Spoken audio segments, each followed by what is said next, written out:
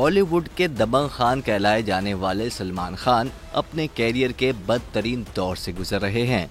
सलमान खान की हालिया फिल्में भारत के बॉक्स ऑफिस पर पिट गईं। बेहतरीन मार्केटिंग के बावजूद सिकंदर फिल्म खातिर ख्वाह बिजनेस ना कर पाई और फ्लॉप साबित हुई। बड़े बड़े डायरेक्टर्स अब सलमान खान के साथ फिल्में बनाने से कतराने लगे हैं।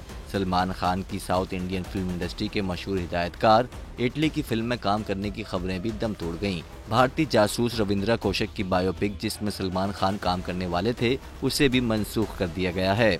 वाज़ेह रहे कि 2021 में ये खबर सामने आई थी कि सलमान खान राजकुमार गुप्ता की हिदायतकारी में बनने वाली बायोपिक में रविंद्रा कौशिक का किरदार अदा करेंगे।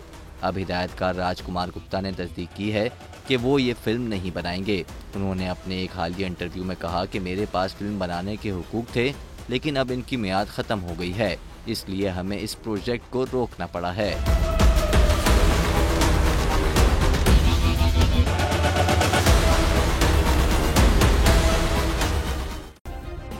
सब्सक्राइब करें और बेल दबाएं ताकि कोई खबर रह न जाए।